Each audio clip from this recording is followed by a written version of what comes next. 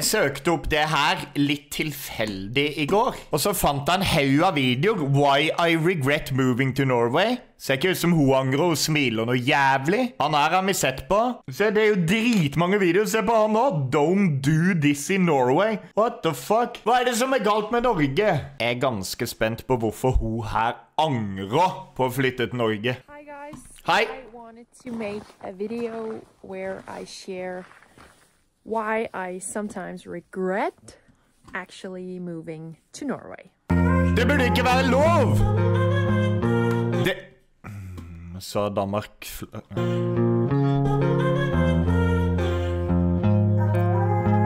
Jeg ser ingen grunner her til at du skal angre på det.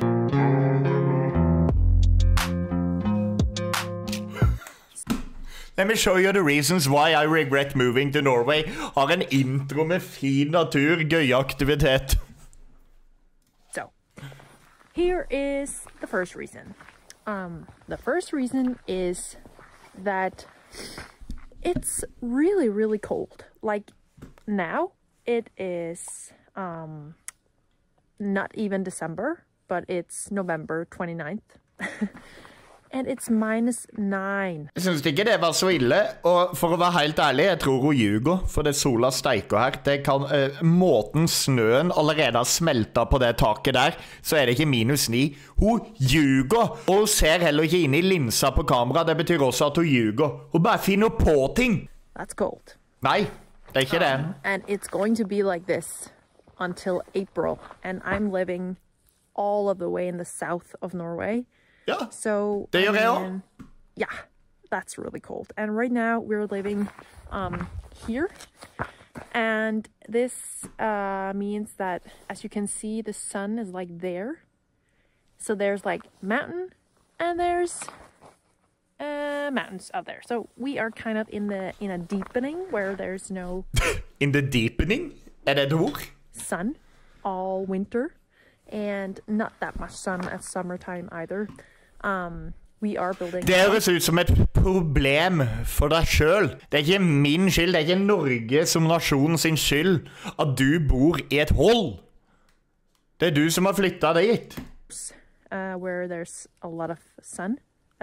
But that's another thing. If you are moving to Norway, make sure that you are picking a place to live where there's actually sun. Ja, riktig. That leads me to my next, like, minus. I'm from Denmark, where there's like flat. It's not like Iowa flat, where it's just like flat. But in Denmark, we have these hills so that you can actually see very long, which is like really, really pretty. I'll try. Du har ikke hills i Danmark, der er sandhauger. Det der er Danmark sitt høyeste fjell. Men hvorfor skal en dansk person flytte til Norge? Try to clip in a nice view here.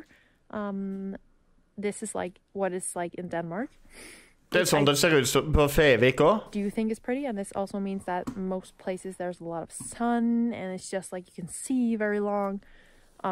It's not like that in Norway. It's like 200 meters, and then there's mountain. Ja. And then there's mountain. So it's just... Jeg har aldri hørt på noen klage over fin natur før.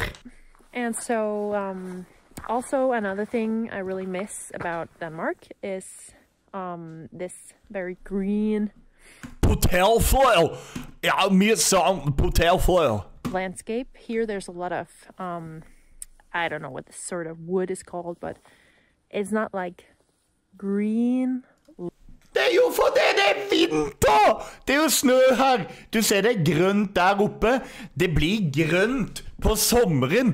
Jeg lover deg at det klippet her, det er midt på sommeren i Danmark. This sort of wood is called, but it's not like green, light green. It's just dark most time of the year. Det er fordi du bor i et hold! Of course, we have oak trees here, and there's this other kind of pine tree sort which has green leaves. Hvorfor bobler du om trær nå? Er grunnen til at du angrer på å flytte ut Norge på grunn av trær også? At summer, but a lot of places are not that green. So yeah. Another thing I really miss is my family and my culture. And Flytt tilbake da! Ok, nå skal jeg ikke være så sur. No matter where you are moving from to move to Norway, you are moving to a new culture and you're moving far away from your family. And this is the biggest reason why I regret moving to Norway. Ok, ja.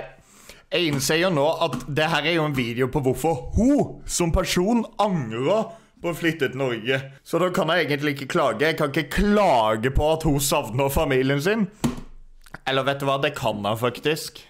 Det er ikke vårt problem. Du skulle aldri lage den videoen der. It's because I really miss being close to my family, especially now that I have 2 kids and my siblings have kids. So I'll definitely say, if you ask me, do you regret moving to Norway? I'd say, well, sometimes, because it's definitely really tough to live so far away from your family, and it's tough to build up a new identity from scratch.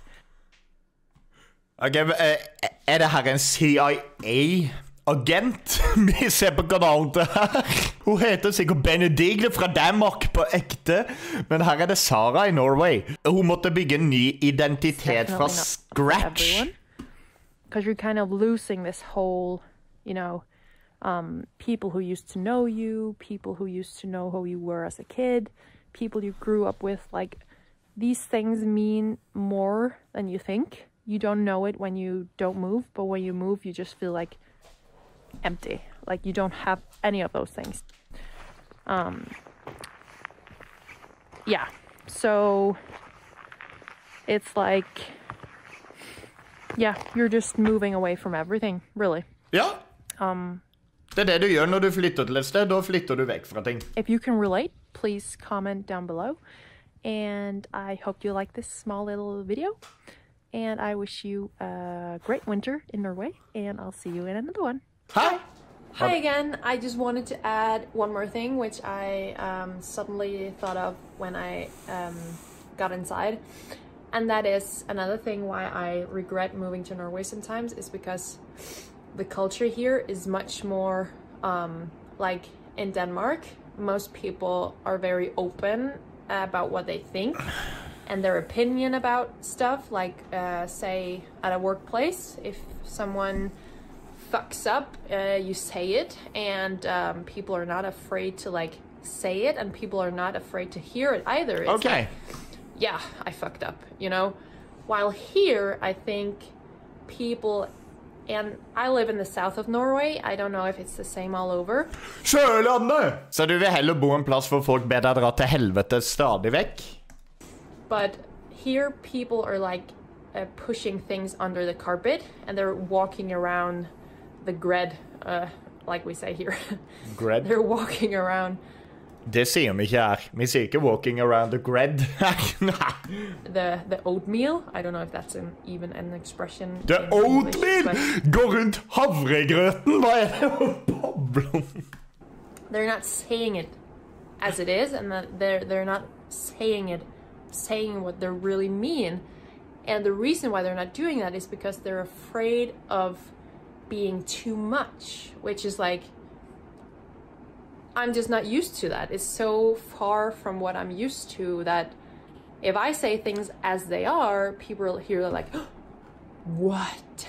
Did she just say that? Is she a bitch or something? You know? And Nei, hun er en CIA-agent. Hun sitter her med kikkert til og med. Det er ikke mange som har det, midt ute på vidda, eller hva faen det her er. I mean, that's something to think about, because I like it more when you're open and you know what people think, you know what people think about you, you know what your colleagues thinks, your friends thinks, your family thinks, you know. So how is it where you live? I'm really curious to know. I have some friends from Colombia who say they really agree with me, and I've met some other foreigners here who also agree with me, so I know for a fact that it's not just me. But I'm really curious to hear, if you live in Norway someplace, how it is where you live.